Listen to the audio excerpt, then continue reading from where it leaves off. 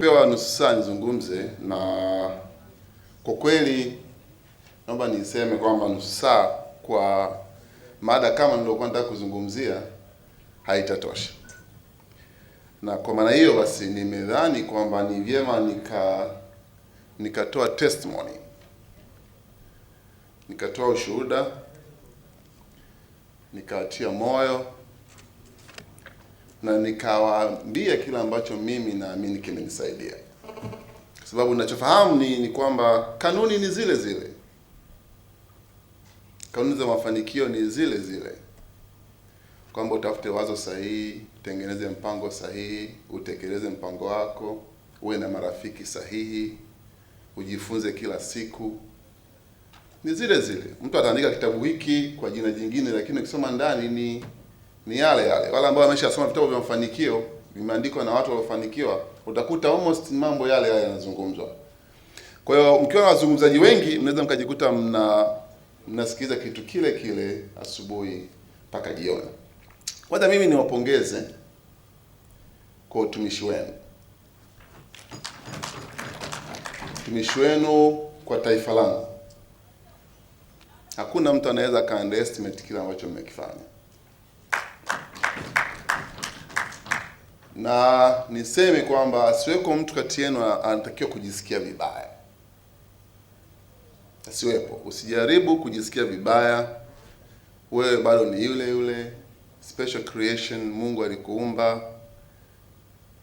image yako ni ile ile, heshima yako ni ile ile. Maneno yote ambayo atayasema na mtu yoyote kuhusu wewe ni uongo. Manake ukikubaliana na maneno ya watu, unaweza ukasahau identity yako. Na ukisahau identity yako ni rahisi sana kufeli katika maisha. Sasa mimi niseme kwamba you are heroes, champions, ambao mmeitumikia taifa hili kwa uadilifu kabisa. Naishi kwenye taifa ambalo watu waadilifu huwa wanamaliza safari yao kwa kupuuzwa, na watu ambao sio waadilifu wanamaliza maisha yao wakionekana wajanja. Sasa tuna kila sababu ya kuwatia moyo, kwa sababu mmetumikia taifa kwa uadilifu. Kwa hiyo mtu yote atakayesema kitu tofauti na ninachokizungumza ni mwongo. Kilichotokea ni kwamba mmebadilisha tu lifestyle. Mmehama kwenye utaratibu mliokuwa nao zamani, mmeingia kwenye utaratibu mwingine. Mlikuwa na utaratibu fulani wa maisha, unauendesha kila siku ukiamka asubuhi, sasa unalazimika kuishi kwenye utaratibu mwingine. Ni swala la kuadapt.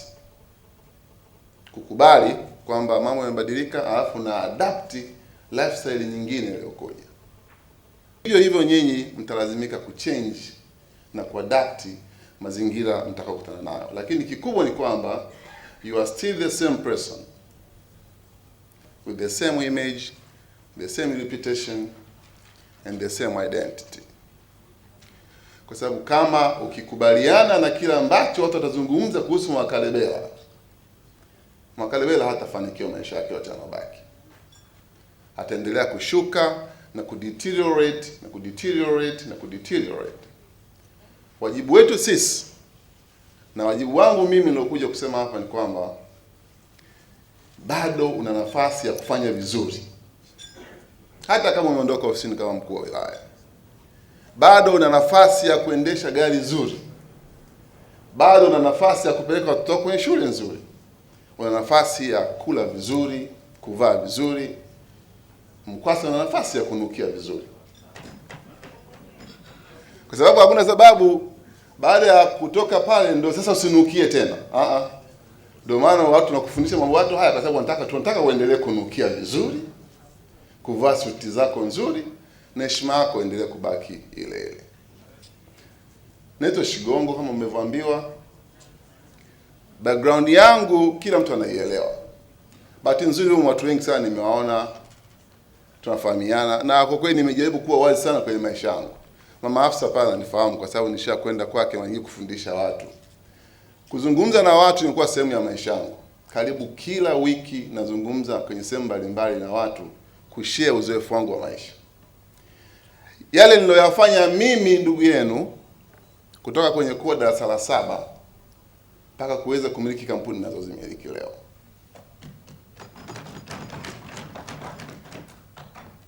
Manake kuna mtu anaweza akasema mimi sijafika chuo kikuu, kwa hiyo siwezi kufanikiwa. Au mimi sina hiki, siwezi kufanikiwa. Iliwezekanaje kwa mimi na elimu yangu ya darasa la 7 kufika mpaka nikaweza kuown kampuni ninazoziona? Ni mkurugenzi wa Global Publishers Limited. Yote haya yamefanywa na mtu ambaye hakufika sekondari kabisa. Sasa wakati mwingine ni vizuri kusikiliza kwa mtu aliyefanya, sio tu kusikiliza kwa mtu mwenye vyeti vingi.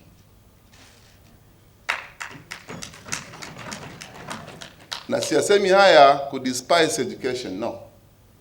Ndio maana wiki iliyopita nimefanya mtihani TUDACO, nataka kusoma bachelor degree ya journalism, kwa sababu I recognize the importance of education. Lakini it's also good kusikiliza watu waliofanya, watu ambao wamefanya vitu vikatokea. Sasa nilikuwa nimepanga kuzungumza how to make money in a bad economy. How can you make money wakati uchumi ni mbaya? Kila mtu ana complain, kila mtu analalamika, hali ni ngumu, hakuna pesa. Lakini kwenye hali hiyo hiyo ngumu unaona mtu ananyanyua msingi wa nyumba. Kwenye hali hiyo hiyo ambayo kila mtu analalamika, unashangaa mtu ananyanyua gorofa. Amewezaje yeye kunyanyua gorofa wakati kila mtu analalamika? Sasa ziko siri ambazo zinatumika ili kuweza kumfanya mtu afanye vizuri.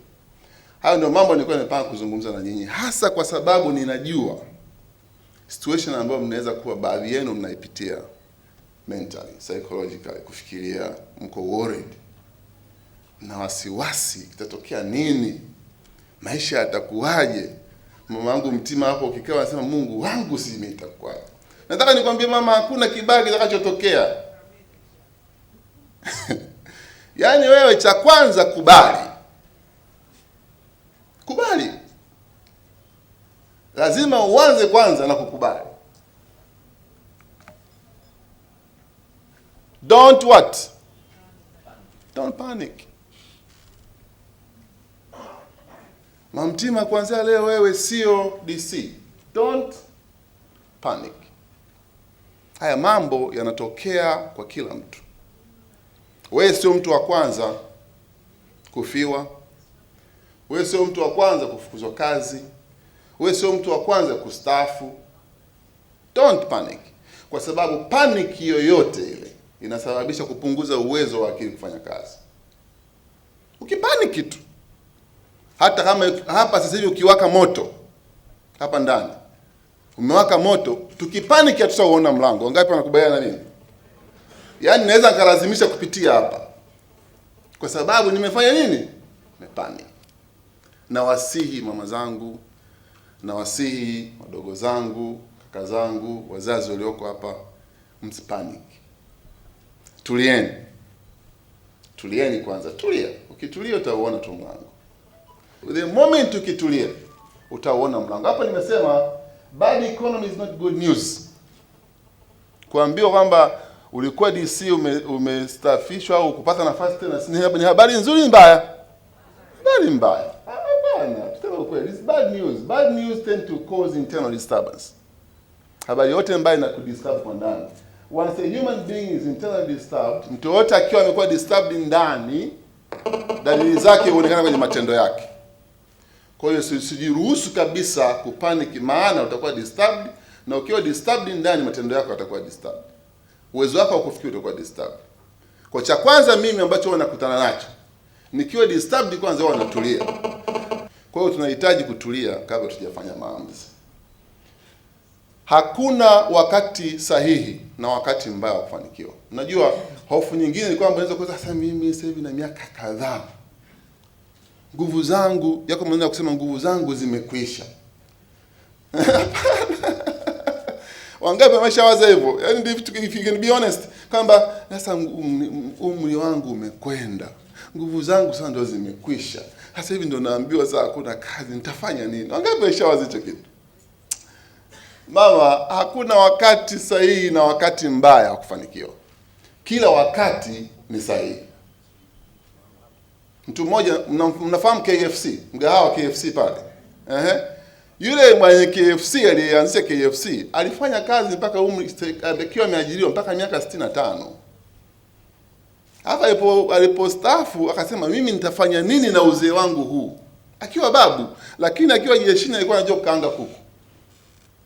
Anajua formula ya kukaanga kuku tu. Mzee hana kazi, akasema sasa ngoja nizunguke nitafute partner wa kufanya naye kazi. Kazunguka Marekani nzima, hajapata mtu, paka akakutana mtu wa 1001 ndio akasema nitaijaribu sasa formula yako ya kutengeneza kuku. Mnafahamu hiyo mfano? Walipoijaribu ile formula, mgahawa ukajaa watu hivi. Siku hiyo utajiri wa Colonel Sanders anaitwa ulikuwa ni formula ya kutengeneza kuku. Miaka 65, babu miaka yake yote ametumia kufanya kazi serikalini. Mgahawa ukajaa, wakaingia partner na yule mtu wakiwa kwenye kitongoji au mji unaitwa Kentucky. Ndio unaitwa Kentucky Fried Chicken, KFC. Umilionea wake na ubilionea wake ukaja akiwa mzee, lakini hakuwa milionea akiwa kijana. Mungu ametuzawadia zawadi ya ubongo. Na ubongo wetu unaweza kufanya maajabu. Sasa mtu asikujaze maneno na kufanya wewe kuona kwamba kwa sababu sio DC. Sasa kwa sababu sio mfanyakazi wa serikali huwezi kufanya chochote, na kuhakikishia kabisa ukitumia mambo ambayo umefundishwa hapa, ukaiamini akili yako, ukakubali kuanza moja, ndani ya muda mfupi utanipigia simu na kuniambia maisha yangu yamekuwa bora kuliko ilivyokuwa mwanzo.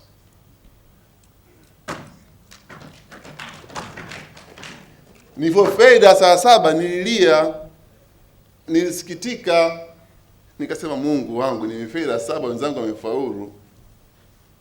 Nikaona kama vile ulimwengu umefika mwisho, si ndio? Lakini ningefaulu, ningeenda sekondari, ningefaulu, ningeenda chuo kikuu na ningekuwa nataka kuwa daktari. Leo hii ningekuwa nafanya kazi Muhimbili. Ningeweza kuwa na vitu ambavyo ninavyo. Be strong, kuwa imara. Open your eyes. Be strong, open your eyes, look at the corner, you will see a miracle. Kuna muujiza huko ndani ya hili jambo lilotokea. Kwa hiyo naomba tu mtu aseme mimi umri wangu, mimi kiwango changu cha elimu, mimi. Ukiniambia kitu sababu yako, mimi nitakuonyesha watu 1000 waliofanikiwa na ambao wana tatizo kama la kwako. Ukiniambia mimi la 7, nitakuonyesha watu kama Shigongo wamefanikiwa na elimu hiyo ndogo.